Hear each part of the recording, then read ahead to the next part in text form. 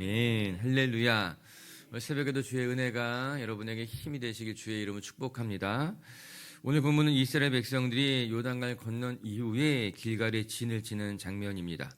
출입한 이스라엘 백성들에게 홍해를 건넌 사건은 이제 애굽을 완전히 탈출했다라고 하는 안심을 줄 수 있는 상징적인 사건이 된 것과 같이 요단강을 건넌 사건 역시도 가나안 땅을 정복할 수 있겠구나, 그런 영적인 자신감을 갖게 되는 그런 아주 귀한 상징적인 사건이 됩니다. 요단강을 건너게 되자 이스라엘 백성들은 자신감을 갖게 되었고, 반면 가나안 사람들은 두려움에 사로잡히게 되었습니다. 우리 5장 1절 말씀 한번 다시 읽어보도록 할게요. 시작. 요단 서쪽의 아모리 사람의 모든 왕들과 해변의 가나안 사람들의 모든 왕들이 여호와께서 요단물을 이스라엘 자손들 앞에서 말리시고 우리를 건너게 하셨음을 듣고 마음이 녹았고 이스라엘 자손들 때문에 정신을 잃었더라.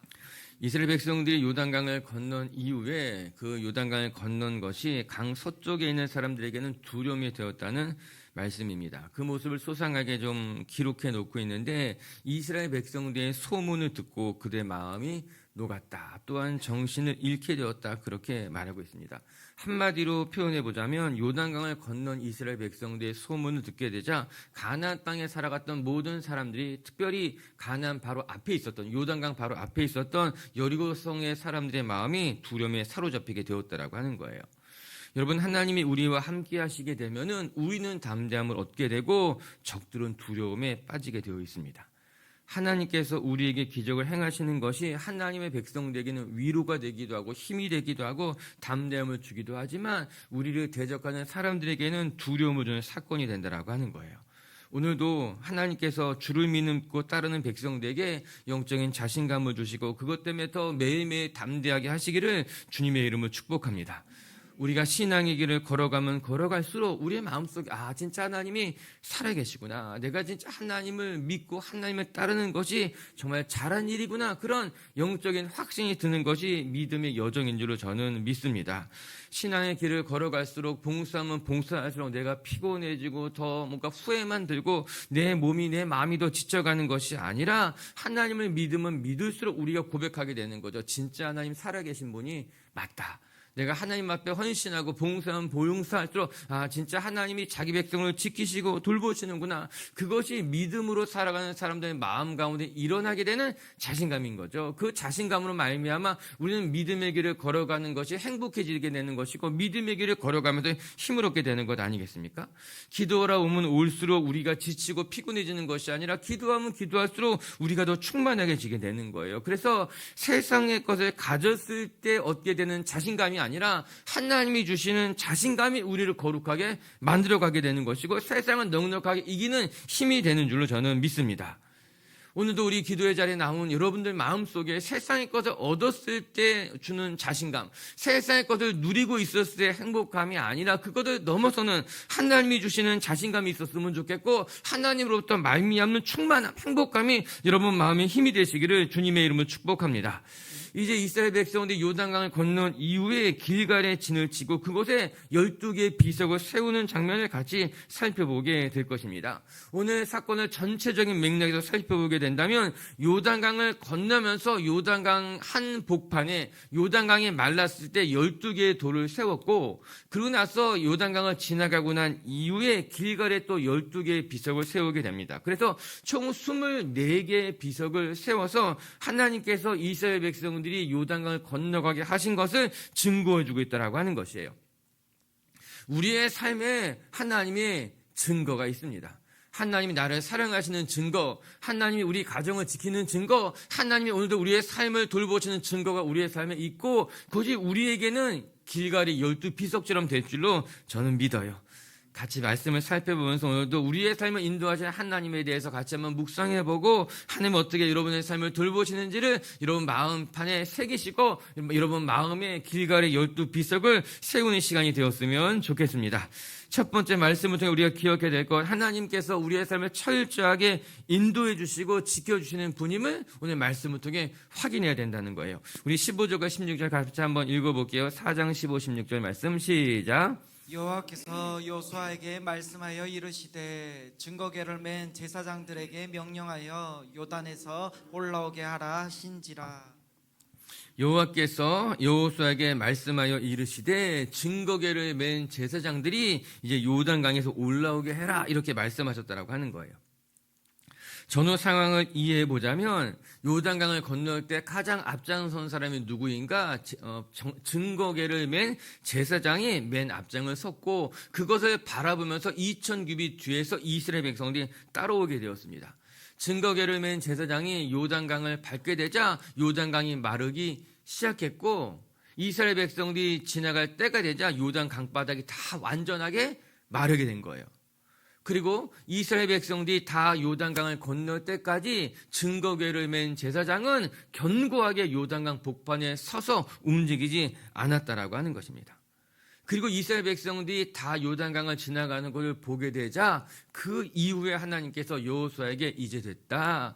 증거궤를 맨 제사장들이 이제 요단강을 지나가게 해라. 그렇게 말씀하셨다라고 하는 것입니다. 하나님께서 약속하신 것 같이 이스라엘 백성들이 안전하게 요단강을 다 지나가게 되자 하나님께서 이제 여호수아에게 명령해서 이제 그 제사장들을 건너오게 하셨다라고 하는 거예요. 그래서 15절 말씀에 보게 되면은 하나님께서 여호수아에게 말씀하여 이르시되 제사장들로 하여금 요단강을 건너오게 하라라고 하는 거예요. 여러분 이 모든 과정을 철저하게 지시하시고 이끌어 가신 분이 누구셨는가? 하나님이라고 하는 것을 오늘 15절 말씀이 보여주고 있는 것 아니겠습니까? 이 모든 사건을 계획하시고 설계하시고 그것을 지시하셔서 인도하신 분이 하나님이라고 하는 것입니다.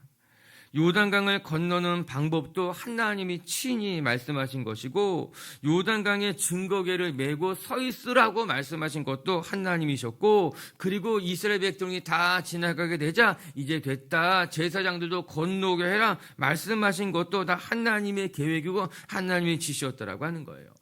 한마디로 말하면 하나님께서 그 모든 것을 처음부터 끝까지 철저하게 준비하시고 이스라엘 백성들을 하나씩 이끌어 가시고 계신 분이 오늘 하나님이라는 것을 오늘 말씀이 보여주고 있는 것 아니겠습니까? 제가 어렸을 때에 이제 기억이 안 나는데 우리 아이들하고 계곡에 가서 이제 얕은 계곡가를 건널 때에 생각이 났어요. 제가 먼저 징검다리 같은 걸 건너가고 난 뒤에 우리 아이들에게 아무 돌이나 밟지 말고 조돌 밟고 그 다음에 이 돌 밟고 그 다음에 여기 밟으면 건너올 수 있어 이렇게 얘기했어요. 그렇게 되자 우리 아이들이 이제 제 말대로 이제 그 처음에 돌 밟고 요거 밟고 펄짝 뛰어서 건너왔어요. 뭐 대단히 깊은 물 아니어서 얕은 물인데 그래도 이제 신발 젖지 않게 하기 위해서 제가 먼저 안전한가 밟아보고 그 다음에 여기 밟고 오라고 했어요. 그리고 그렇게 건너오면서 아이들이 재밌어하고 행복해하고 또 대단한 건 아니지만 그래도 발에 물을 묻지 않고 건너오게 됐더라고 하는 거예요. 오늘 말씀이 딱 그와 같은 것입니다. 하나님께서 이스라엘 백성들에게 모든 것을 다 준비해놓고 하나씩 철저하게 인도해주고 계신 거예요. 이스라엘 백성들이 다 지나올 때까지 증거궤를 맨 제사장은 강 북편에 우뚝 서서 건너오지 말고 이스라엘 백성들이 다 지나온 곳을 보시자 이제 여호수아에게 말씀하여 이르시되 이제 다 지나갔으니 제사장들에게 명하여 그 강을 건너오게 해라 말씀하셨다고 한 건 아니겠습니까? 하나님께서 우리 이스라엘 백성들이 안전하게 길을 건너도록 모든 것을 준비해 놓으시고 모든 것을 지시하시면서 한 걸음 한 걸음씩 인도해 주고 계신 것을 오늘 말씀이 우리에게 보여주고 있는 것 아니겠습니까? 우리 인생의 믿음의 여정도 오늘 말씀과도 같이 하나님께서 철저하게 오늘 우리가 부른 찬송과도 같이 한 걸음씩 우리를 인도해 주실 줄로 믿습니다. 우리가 어디로 갈지 알지 못할 때 하나님께서 그 모든 것을 아시고 그 모든 길 가운데 가장 안전한 길로 안전한 때 우리에게 명하여서 우리를 인도하셔서 우리의 삶을 선하게 아름답게 만들어 가실 거예요. 이때 우리에게 필요한 것이 무엇인가? 하나님의 지시에 따라 하나님의 말씀에 인도하심을 받는 것이 필요하겠구나 생각하게 되는 것이죠. 인생길 속에서 길을 잃어버리지 않도록 하나님의 음성을 들을 수 있게 되기를 바라고 하나님의 음성이 들려올 때마다 그 말씀에 순종하면서 여러분을 이끌어가신 하나님, 안전한 길로 인도하시는 하나님을 경험할 수 있기를 주님의 이름으로 축복합니다. 말씀을 계속해서 읽어볼게요. 이제 17절, 18절의 말씀이에요. 시작. 여호수아가 제사장에게 명령하여 이르기를 요단에서 올라오라 하매 여호와의 언약궤를 맨 제사장들이 요단 가운데에서 나오며 그 발바닥을 육지를 밟는 동시에 요단 물이 본 곳으로 도로 흘러서 전과 같이 언덕에 넘쳤더라. 이제 또다시 명하여 이르시되 이제 이스라엘 백성이 다 지나가게 되니까는 여호수아에게 다시 한번 또 명했죠. 하나님이 인도했죠. 철저하게 이끌어 가셨죠. 그래서 제사장이 이제 법궤를 메고 나서 요단강을 건너와 무트로 요단 강가로 발을 딱 밟게 되자 그때 물이 다시 흘러 넘치기 시작했다라고 하는 것입니다. 여러분 그 당시 요단강은 어떤 날 범람할 때였어요. 물이 어느 때보다 창이랬던 때라고 하는 거예요. 말씀 한번 읽어볼게요. 우리 여호수아 3장 15절 말씀 요단강을 건너기 전 이야기인데 한번 우리 여호수아 3장 15절 읽어볼게요. 시작. 요단이 곡식 거두는 시기에는 항상 언덕에 넘치더라. 궤를 맨 자들이 요단에 이르며 궤를 맨 제사장들의 발이 물가에 잠기자. 요단이 곡식이 거둘 때는 이때가 이스라엘 백성들이 요단강을 건널 때였는데 그 시기에는 항상 언덕에 물이 차고 넘칠 때까지 물이 범람할 때라고 하는 것이에요. 지금도 요단강을 가보게 되면은 때로는 요단 강폭이 참 좁을 때가 있어요. 그 지역, 그 기후가 그렇다고 하는 거예요. 그런데 요단강이 곡식을 거둘 때쯤 되게 되면은 물이 엄청나게 세차게 흘러가게 되는 거예요. 그 당시를 설명해 주고 있는 거죠. 조금은 어리석은 또 너무나 이성적으로 합리적으로만 바라보려고 하는 사람들 말이 요단강 가보니까 좁던데요? 그렇지 않습니다. 여러분 이스라엘의 경우에 여행해 본 사람은 알 텐데요. 물이 쏟아지기 시작하게 되면요. 정말 상상할 수 없을 만큼 세차게 물이 쏟아지게 되는 거예요. 곡식을 거둘 때가 그런 때라는 거예요. 이스라엘 백성들이 요단강에 도달했을 때에 물이 엄청나게 세차게 지나고 있었던 겁니다. 그런데 그때에 제사장이 법궤를 메고 그 요단강을 밟게 되자 물이 서서히 마르기 시작했다는 거죠. 사실 이 말씀을 좀 더 다 읽어보게 되면은 제사장이 요단강을 밟게 되자 그 자리에서 물이 싹 마른 것이 아니라 아담 변방금 저 상류에서부터 물이 서서히 마르기 시작했다는 거예요. 그래서 이스라엘 백성들이 지나가는 그 길목에는 물이 전혀 없게 된 것이죠. 놀라운 일이 일어나게 된 것입니다. 그런데 오늘 본문은 그 모든 사역을 마치고 그 하나님께서 이스라엘 백성을 다 지나가고 한 이후에 이제 제사장, 법궤를 맨 제사장이 요단 강 바깥으로 나오게 되자 다시 물이 일어나기 시작했다는 거예요. 정확히 표현해 보자면 발을 요단 강가에 대자 갑자기 물이 쏟아났겠어요? 아니죠. 저 상류에서부터 다시 물이 흘러오기 시작하게 된 거예요. 여러분 하나님의 섭리는 한치 오차도 없는 거죠. 일순간에 물이 확 불어났겠습니까? 그렇지 않은 거예요.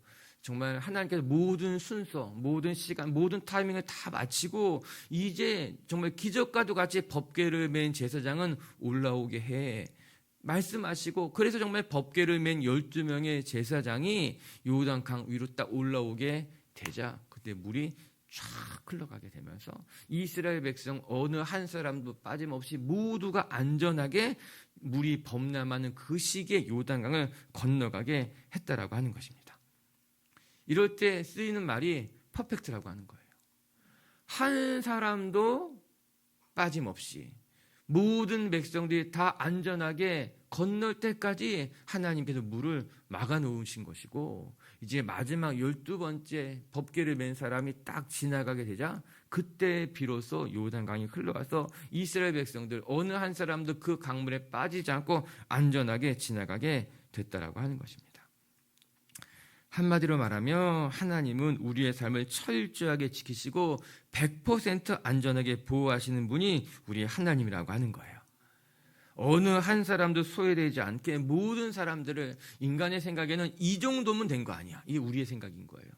이 정도면 은혜로운 거 아니야? 이 정도면 그래도 성공한 것 아니야? 그러나 하나님의 역사를 보시기 바랍니다. 하나님은 이 정도로 만족하지 않고 모든 사람이 하나님이 계획하신 그 모든 것이 완벽하게 이룰 때까지 철저하게 100% 우리의 삶을 지키시고 안전하게 보호하시는 분이 하나님이라는 것을 오늘 성경이 우리에게 보여주고 계신 건 아니겠습니까? 여러분의 삶의 자리, 하나님의 말씀에 순종하게 되면 하나님께서는 우리의 삶을 철저하게 그리고 완벽하게 퍼펙트하게 지킨다는 것을 기억하면서 그 하나님만 의지하고 믿음의 경주를 완주할 수 있기를 주님의 이름으로 축복합니다. 두 번째, 또 오늘 말씀 통해 우리가 배우게 되는 것은 하나님께서 우리의 삶에 기적을 행하실 때 우리는 그 하나님의 역사를 결코 잊지 않고 늘 기억하며 우리의 마음의 길갈에 신비를 세우는 것이, 돌비를 세우는 것이 필요하다라고 하는 거예요. 우리 19절과 20절 말씀도 같이 한번 읽어볼게요. 시작. 첫째 달 10일에 백성이 요단에서 올라와 여리고 동쪽 경계의 길갈에 진침해 여호수아가 그래서 요단에서 가져온 그 12돌을 길갈에 세우고, 이제 이 가져온 12돌은 어떠한 돌인가? 요단강 속에서 건져온 12개의 돌을 길갈에 세웠다라고 하는 것입니다. 이 비석은 요단강 속에서 건져낸 것으로서 하나님께서 그 창이라던 요단강을 마르게 하시고 또한 이스라엘 백성들을 안전하게 지켜주셨다는 것을 기념하기 위해서 세운 것이다. 여러분, 여호수아가 이스라엘 백성들에게 분명하게 명해서 길갈에 12비석을 세운 것이고, 그리고 이 비석은 하나님이 우리와 함께 하신다는 증거가 되는 것 아니겠습니까? 왜 여호수아가 이런 일을 했던 것일까? 이것은 모두 다 하나님을 기억하기 위한 여호수아의 지혜이고 어떻게 보면 몸부림일 수 있다라고 하는 거예요.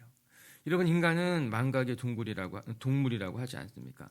아무리 머리가 좋고 또 뛰어나다 하여도 시간 앞에 장사가 없죠. 시간이 흐르고 나면 다 잊혀지게 되어 있는 거예요. 그때의 감동을 잃어버리게 되고 또 시간이 더 지나가게 되면 그때의 사건까지도 가물가물해서 잊어버리기가 쉽다는 거예요. 그래서 우리가 주의해야만 하고 오늘 본문에서부터 삶의 지혜, 어떤 신앙의 지혜를 배워야만 하는 거예요. 여러분, 우리가 뜨거울 때는 두려울 게 어디 있습니까? 내가 막 은혜를 받았을 때는 모든 것이 감사하고 모든 것이 충만하고 진짜 모든 것을 할 수 있을 것만 같은 그런 열정으로 살아가다가 또 시간이 지나면 그 열정이 식을 때가 있습니다. 하나님이 주시는 감동이었음에도 불구하고 왠지 그 감동이 내 마음속에 막 불타오르지 않을 때도 있다라고 하는 거예요. 여러분, 사람이 그렇게 연약한 동물입니다. 여러분, 여러분의 신앙이 늘 항상 뜨거울 것이라고 생각하는 사람은 성경에 뭐라고 나옵니까? 선줄로 생각하는 사람은 넘어질까 조심하라고 하는 거예요. 목사님, 제가 얼마나 충만한데요? 내가 얼마나 뜨거운데요? 제가 어떤 은혜를 입었는지 아십니까? 그러면 조심해야 되는 거예요. 우리 다 겸손해야 됩니다. 우리가 대단한 것 같아도요, 참 인간이라는 존재가 연약한 존재이고 받은 은혜도 다 까먹어버릴 수 있는 존재라고 하는 거예요. 그래서 우리가 더 노력해야 되죠. 더 하나님 앞에 붙들림 받아야 되는 거죠. 우리도 매일매일 우리 인생에 12돌을 세워가면서 내 삶에 하나님의 은혜가 있지, 내가 주님 은혜 없이 살 수 없는 사람이지를 늘 우리의 마음판에 새기면서 살아가는 것이 마땅하다라고 하는 거예요. 어쩌면 오늘 기도의 자리에 나온 이 시간도 우리의 마음에 12비석을 세우는 자리가 되는 것이 아닌가 생각해 보게 되는 거예요. 어떤 사람은 마음이 막 충만해서 기도의 자리에 나오지만요, 어떤 사람은요, 마음이 충만하지 못해서 나오는 사람도 있어요. 아, 내가 더 기도하지 않으면 안 되겠다. 내가 이렇게 살아가다 보면은 진짜 믿음의 길에서 파선할 수도 있겠다. 그런 간절한 마음을 가지고 내 마음이 충만하지 않은데 정말 충만함을 사모하고 정말 내가 주님 앞에 떨어지지 않으려고 몸부림치면서 기도의 자리에 나오는 사람들도 있는 거예요. 저는 그런 분들을 하나님이 기뻐하시리라 믿습니다. 충만할 때 나오는 것도 소중한 일이지만 마음에 시험이 들 때, 내 마음이 낙심이 될 때 하나님 잊지 않으려고 몸부림치면서 나오는 그 한 영혼을 하나님은 꺼뜨리지 아니하시고 꺾어버리지 아니하시고 그 영혼에게 새로운 요단강을 여시고 홍해를 가르치는 역사를 만들어 가실 줄로 믿습니다. 다시 본문으로 돌아오면 오늘 여호수아가 이스라엘 백성들에게 길갈에 12비석을 세우고 하나님을 잊지 말자 그렇게 이야기하고 있는 거예요. 우리의 삶에도 주의 은혜를 잊지 않는 우리 하나님의 사람들이 되었으면 좋겠습니다. 우리 21절과 22절도 같이 한번 읽어볼게요. 시작. 이스라엘 자손들에게 말하여 이르되 후일에 너희의 자손들이 그들의 아버지에게 묻기를 이 돌들은 무슨 뜻이니까 하거든 너희는 너희의 자손들에게 알게 하여 이르기를 이스라엘이 마른 땅을 밟고 이 요단을 건넜음이라. 길갈에 12비석을 세우고 난 이후에 그 비석을 볼 때마다 사람들이 물을 거 아니에요. 또 너희의 자손들이 물을 거 아니에요. 이 비석, 이 돌이 무엇입니까? 여러분 한번 상상을 해보시기 바랍니다. 물 속에서 만들어진 돌과 물 밖에서 있었던 돌은 그 생김새가 다를 수밖에 없습니다. 물 속에서 오랜 시간 동안 지나왔던 돌, 물 수속에 의해서 다듬어진 돌과 바람과 비에 의해서 풍화되어서 다듬어진 돌은 생김새가 다를 수밖에 없습니다.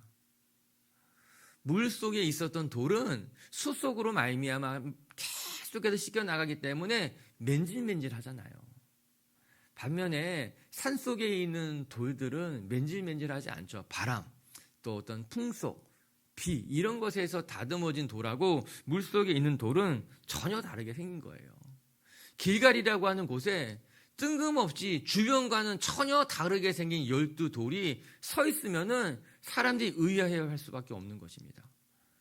아니 이 돌은 물속에 있어야만 하는 돌인데 어떻게 이 길갈에 이 돌들이 세워져 있는 것일까? 사람들은 의아해할 수밖에 없을 거예요. 그거 물어보는 거죠. 왜 여기 이 돌이 있습니까? 무엇 때문에 이 돌이 여기 서 있는 거예요. 사람들이 궁금해하게 되죠. 여호수아는 그것을 노린 거겠죠. 자, 이 돌을 보고 사람들이 다 이상하게 생각할 거야. 물어볼 거야. 왜 이 돌이 여기 있는 거야? 전혀 주변과 상관없어 보이는 이 돌이 어떻게 하다가 여기에 서 있게 된 거야? 물어볼 수밖에 없더라고 하는 거죠. 그때 여호수아가 이스라엘 백성들에게 이 돌의 진짜 의미가 무엇인지에 대해서 가르치라고 하는 거예요. 하나님께서 어떻게 요단강을 가르시고 이스라엘 백성들 한 사람도 빠짐없이 안전하게 건너오게 하신 것인지를 너는 너만 기억할 것이 아니라 너희 자녀들에게도 가르치고 하나님의 은혜가 대를 흘러 지나갈 수 있도록 그렇게 너희가 가르치라고 말씀하고 있는 것 아니겠습니까? 오늘도 우리의 삶에 하나님께서 베푸신 은혜가 하나의 사건으로 끝나면 그 시간만 은혜가 되지만 그 사건을 통해서 내 신앙이 성장하게 되고 그 사건을 통해서 우리 자녀들에게 하나님의 은혜를 가르치게 되면은 하나의 사건이 한 시대에 끝나는 것이 아니라 다음 세대에도 하나님의 은혜가 계속해서 전해지고 흘러가게 될 줄로 믿습니다. 더불어서 하나님의 은혜라고 하는 것은 내가 경험해서 아는 것뿐만 아니라 가르침을 통해서도 배울 수 있게 되겠구나 이거 알게 되는 거예요. 요단강을 건넌 사람은 하나님의 은혜를 친히 경험한 사람들이라면 그 비석을 바라보면서 하나님의 은혜를 깨닫는 사람들도 하나님의 은혜 속에 살아갈 수 있게 된다라고 하는 거예요. 이것도 진짜 소중한 일이겠구나 싶은 거죠. 우리 자녀들이 하나님의 큰 기적을 경험하지 못한다 하여도 내가 받은 은혜를 우리 자녀들에게 나눠주고 가르쳐주게 된다면 우리 자녀들도 부모님의 은혜로 우리 자녀들의 신앙이 성장하게 되고 깊어지게 되고 그것이 또한 하나님의 믿음이 전수되어지는 과정이 될 수 있겠구나 싶은 거예요. 그렇게 우리 비치교회 식구들도 여러분이 받은 은혜를 우리 자녀들에게 잘 가르치고 전수하면서 온 세대가 같이 하나님 앞에 살아갈 수 있기를 주님의 이름으로 축복합니다. 말씀을 정리하도록 하십시다. 이스라엘 백성들이 요단강을 건넌 사건이 이스라엘 백성들에게는 영적인 자신감이 되었지만 가나안 사람들에게는 두려움이 되고 공포가 되었던 것. 여러분 이것이 하나님 백성들이 믿음의 여정에서 승리하는 과정인 것만 같은 거예요. 여러분 하나님께서 우리의 삶에 영적인 자신감을 주셔서 여러분 앞에 당한 모든 시험 또 장애물들을 능히 이겨내며 하나님의 사명을 완수해가는 그런 은혜를 누리시는 하루가 되시고 한 주간이 되시기를 주님의 이름으로 축복합니다. 첫 번째 요단강을 건너고 길갈에 12비석을 세우는 것을 보면서 우리가 배우는 영적인 교훈은 하나님께서 우리의 삶을 철저하게 인도하시고 정말 100% 안전하게 돌보시는 분이 우리 하나님이라는 것을 말씀을 통해 확인하게 됩니다. 요단강을 건널 때 어느 한 사람도 예외 없이 그들이 다 모두 안전하게 건너오게 되었습니다. 하나님께서 하나하나 철저하게 설계하시고 준비하시고 이끌어 오셨다는 것을 기억하면서 오늘 우리의 삶도 주님께서 그렇게 안전하게 지키시고 인도해 주실 줄로 믿습니다. 두 번째, 하나님께서 내게 베푸신 은혜를 우리가 자꾸 잊고 망각하고 또 그렇게 살아가는 것이 아니라 하나님께서 베푸신 은혜를 늘 우리의 마음의 신비에 새기면서 우리의 삶의 자리에 12비석을 세워갈 수 있는 저와 여러분들이 되시기를 주의 이름으로 축복합니다. 같이 함께 기도합시다.